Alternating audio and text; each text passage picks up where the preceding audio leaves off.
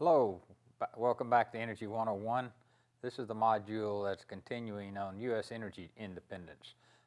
Energy independence has gotten a lot of press lately for several reasons. Some of it due to the fact that we've got some new oil finds with the Bakken and other oil shale and gas shale, and people, you see a lot of stories that maybe we can gain energy independence now that we're producing more oil and gas.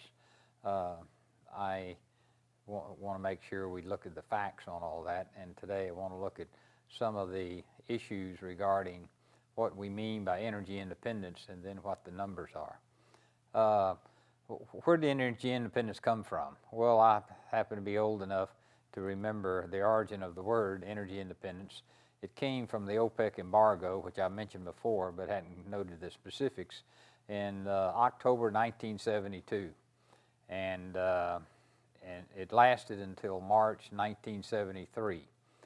The reason that we were embargoed by OPEC is the fact that the Yom Kippur War broke out, and Israel was marching and forward, and the U.S.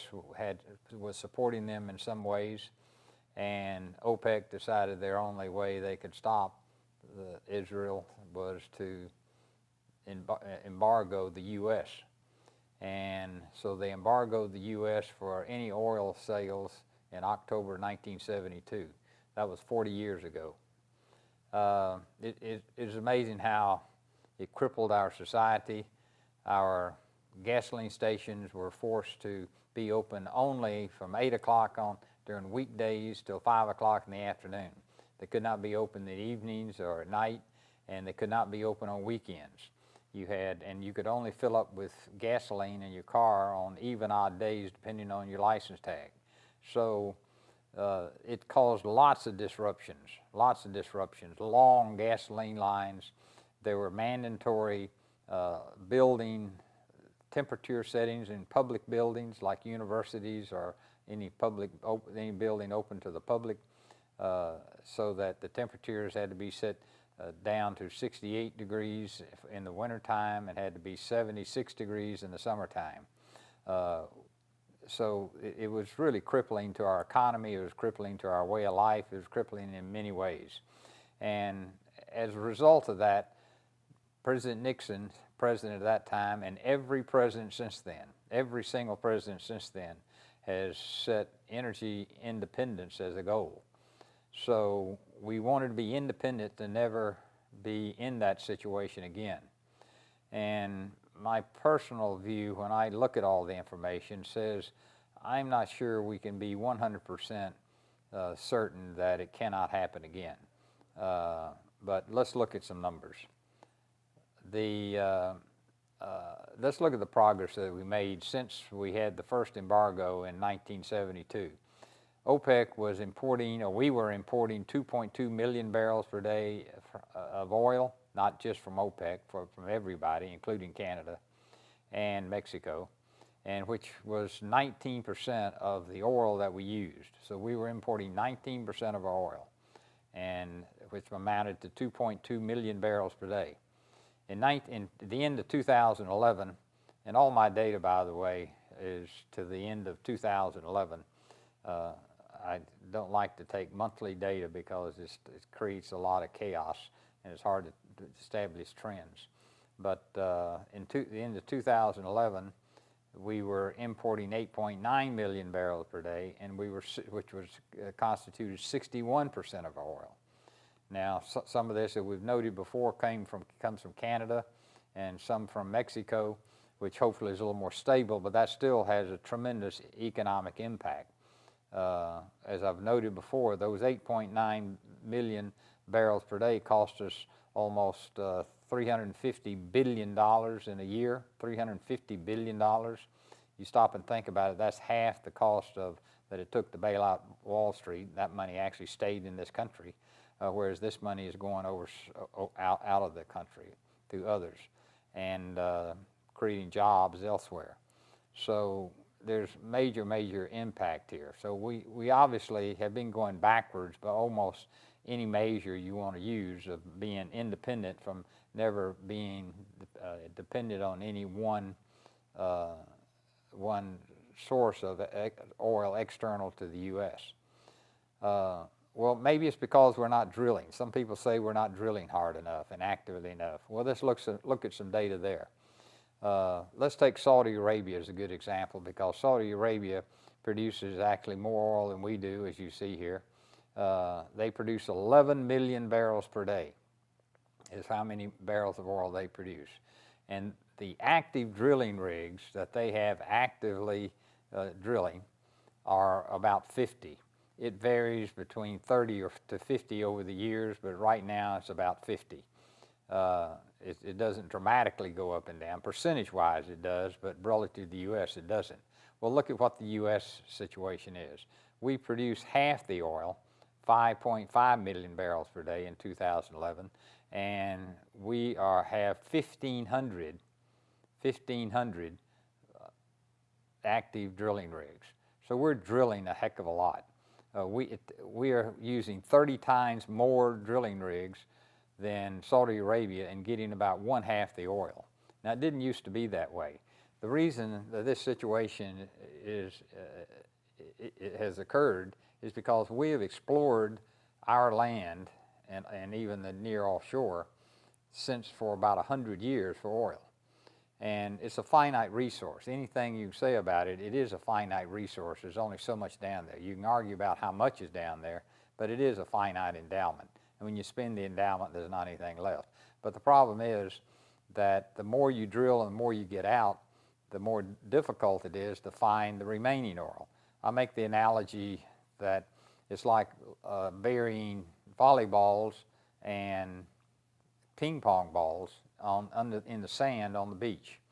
And when you are poking your stick around looking for each ball, whether it's a ping pong ball or a volleyball, and assuming each of them contains oil, which is what you're after, you're going to find the volleyballs first. And so we have found most of the volleyballs, but now we have to look for the ping pong balls, and those are more difficult to find and obviously have much less oil in them. So that's why we're having to drill a lot more than Saudi Arabia. Saudi Arabia has been producing oil and exploring for their oil over a much shorter time period, like from 1940 on or 1930s on, where we've been doing it for 100 years. So we are actively drilling for oil. We can always drill more, no question. We can always drill more.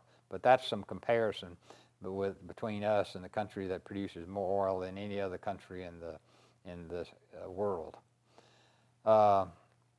Energy independence, that we noted before, we've seen this graph before, is still about oil. The red, what we got here is crude oil in the first bar, natural gas in the next bar, natural gas liquids, and coal and renewable. It's just to remind us that the red is the import, and the blue what we produce. You notice that oil is the import problem, and natural gas is about 15% imported, and that essentially all comes from Canada. So oil is the problem. Energy independence is about oil. And it's not about anything else. But some people say with our natural gas production, we can become energy independent. But natural gas is not oil. But let's look at what has happened to our natural gas production. We've seen this in a little bit different form previously, but this is the natural gas production from 1949 on the bottom scale out to 2011. And it's TCF, trillions of cubic feet per year. And you can see that we just passed the peak that we had in about 1972 or 3, which happens to be the same time we peaked in oil production in this country. And so we are increasing our natural gas production. How much is all relative. It's when you look at it here in perspective, you can see the increase out there on the right-hand side. Let me point it here, right here. So it is growing, but how far it'll grow and how fast it'll grow is is a prediction. And one of my favorite quotes about predictions, the only time predictions get you into trouble is when they're about the future. So we hope they're going to continue to increase. And, but how much we can substitute them for oil is another situation that we'll address in a few minutes. But how much oil do we have? Well, we have a lot of hype about the shale gas that we're getting and how much is there and what the potential is. And there was a huge boost in the gas reserves that were predicted and by U.S. Energy Information Agency, which is the division of DOE that accumulates data, and this pretty hard data that they collect, pretty firm data. But when you get the reserves, it's not exactly a science. It's a lot of art to it.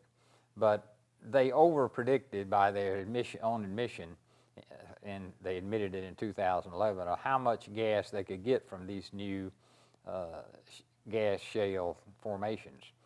They actually cut the reserves that they predicted, they estimate, is in the shale gas from 827 to 482 TCF. Now 827 would be 40 years worth of gas, and 482 is 20 years worth of gas. And of course you don't just keep increasing it and then all of a sudden one day you can't get any more. It peaks and starts dropping off because it becomes harder and harder to get the second half out than it was the first half, just like the ping pong balls and volleyballs.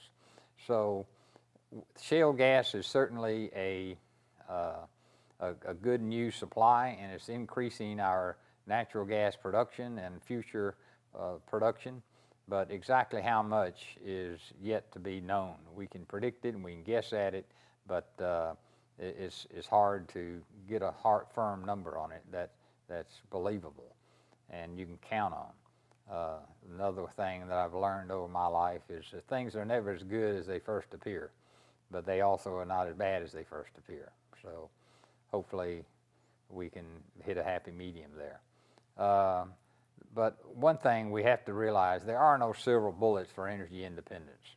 And I've just pointed out a few negative things here that say it's going to be difficult to reduce our oil consumption or imports down to a point where it won't hurt us if somebody, particularly the larger nations like Russia and Saudi Arabia are two prime examples, were to quit selling us oil or pull it off the world market.